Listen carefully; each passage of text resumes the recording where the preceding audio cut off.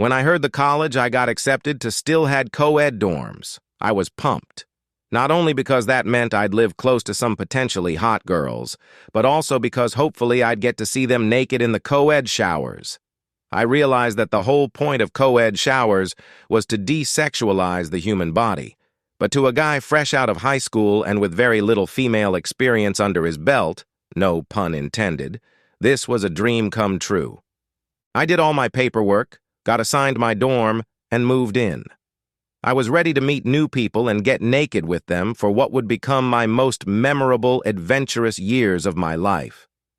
Wild and scandalous fantasies raced through my mind faster than cars at the Indy 500. My freshman year was the opposite of that. While the dorms were co-ed, and I happened to live across the hall from a pair of cute girls, they kept to themselves, as did everyone on our floor.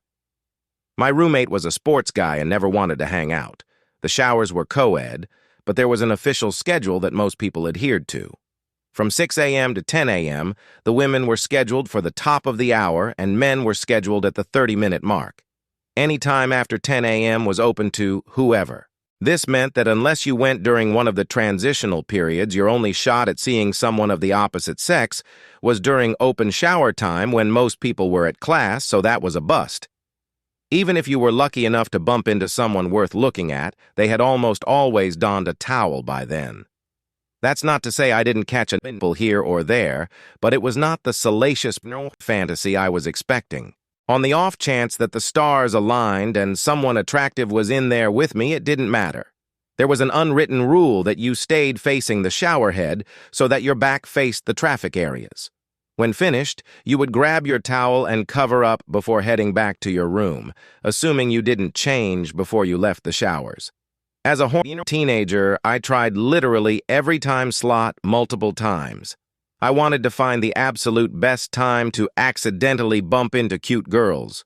In reality, there was no best time because things just never got crazy. Maybe everyone else was just more mature than me and didn't want things to get wet and wild. I wasn't entirely alone. The topic came up while my roommate and I were watching the infamous shower scene in Starship Troopers.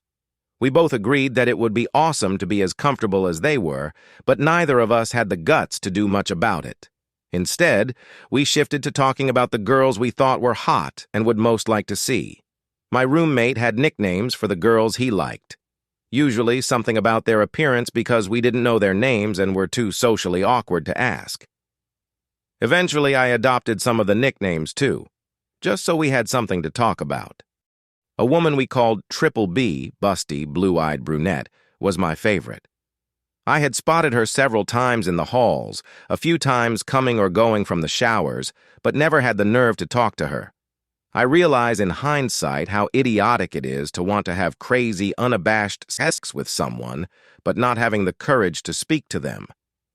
It's not my fault I was horny and terrified at the same time.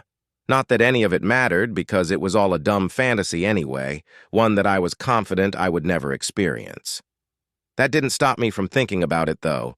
With careful planning, I had arranged my schedule so I didn't have a class till 2 p.m. on Mondays. This allowed me to stay up late on Saturday and Sunday without worrying about being tired. That time would have been great for extra credit projects or additional studies, but mostly I just played video games. As such, I had gotten into the habit of waking up around 9:45 a.m. on Mondays and making use of the mostly empty 10 a.m. open shower time before I went to breakfast. Like many Mondays before, I woke up with my alarm at 9:45 and crawled out of bed. My roommate was already gone, which wasn't unusual. I grabbed my towel, my bottle of body wash, shampoo, all-around man cleaner, put on my flip-flops and flip-flopped my way to the showers. The last of the 9:30 a.m. men were leaving as I arrived, and I was alone, as per usual. It was kinda nice being able to shower in peace like that, without some dude making prison jokes. The shower area had 6 stalls, 3 on each side of the room. Each stall had 2 walls about 6 feet high on either side and a shower curtain at the back. Being as tall as I was, I could see over the stall walls, but just barely, and usually not enough to get a glance at anything worth looking at. I went to the stall on the far left because it had recently been replaced and had the best heat and water pressure. I was told they planned on replacing the others at some point, but it had been over a month and there was no progress. I hung my dry towel on the hook outside the stall, pulled back the shower curtain, and stepped in, once the water was warm enough. Another benefit of showering later in the day was that I didn't have to rush. A long, warm shower was basically my cup of coffee for the day, and if I didn't get it, I was always cranky. I spent a few minutes just enjoying the heat as it poured over my body in a steady stream. To my surprise, I heard flip-flops plod in after a few minutes. It wasn't strange to have someone else around when I was, but it was definitely uncommon. I didn't bother to check who it was. It's not like I was friends with many people on this floor anyway. The squeak of a turning shower handle echoed through the room. About 30 seconds later, it turned off. Odd, I thought. Maybe they forgot something in their dorm. I heard the flip-flops plod over, then another squeak, this time in the stall across from mine. My back was facing whoever it was, and I suddenly wondered if I shut the curtain all the way or if they would get a good look at my butt. Not that it mattered. That was kind of the point of a co-ed shower, to desexualize the human body. Roughly 30 seconds later, the water behind me stopped, and the flip-flops continued to the stall next to me. With a big glob of all-purpose man cleaner, I lathered my head and beard, using the excess soap to cover my body. There was a squeak of a rotating shower handle and the rush of water in the stall next to me. As I lathered, some soap dripped over my eyelids, forcing me to keep them closed. Seriously? A female voice protested. Is there no hot water? Did you take it all? The voice asked me, upset but clearly poking fun. I leaned forward and let the water splash over my face, trying to rinse the soap from my eyes. If you get here late, they sometimes run out of hot water. This one just got replaced, so it works great, I said, scrubbing my scalp and trying to clear the soap from my eyes. I felt a change in the water pressure and a faint spray on my face, as if someone had put their fingers in front of the shower head. Wow, yours is warm. Move over, I'm coming in, she said. What? I asked. There's no way I heard that correctly. With my eyes still pressed shut, I heard my shower curtain slide open behind me. Whether or not it was parted open before, she definitely got a look at my butt now. I felt a small hand push against my back, gently pushing me toward the stall wall to make room for another human in the enclosed space. I heard the shower curtain slide back into place and finished wiping soap and water out of my eyes. I was facing the stall wall with my back to whoever had just entered, but the fact that I knew it was a woman made my heart pound in my chest. Sorry to barge in on you like this, but I have an interview in 30 minutes and can't go in smelling like a wildebeest, she said. Because of the close confines of the shower stall and my uncommonly round butt, I felt us touching. It was brief, but we kept bumping into each other as we tried to fit together in the tiny stall.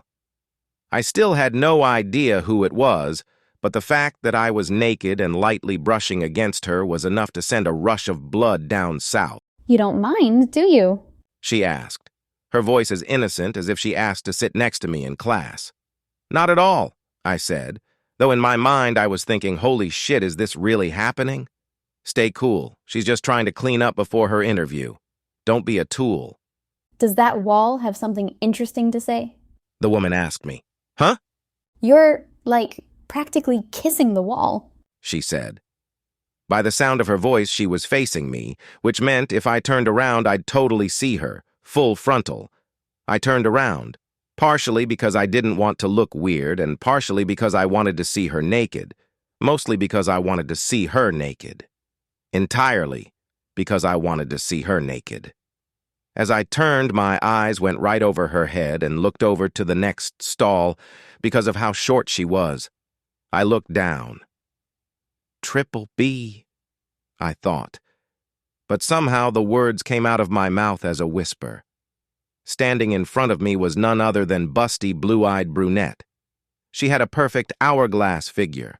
She looked up at me with those big blue eyes and ran both of her hands through that long brown hair, pulling it all to one side.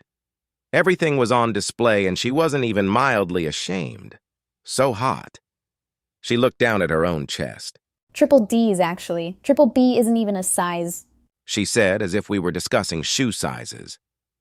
My mistake, I said, trying not to drool over her. Wait, did she really say triple D's? I wasn't sure if that was a real size either, but with how large hers were, I totally believed it. She looked down. 6 inches? She asked. I couldn't help but laugh. It felt like she was ribbing me for calling her out on her bra size, even though I wasn't trying to. Give or take, I said, attempting to exude a confidence I definitely didn't have.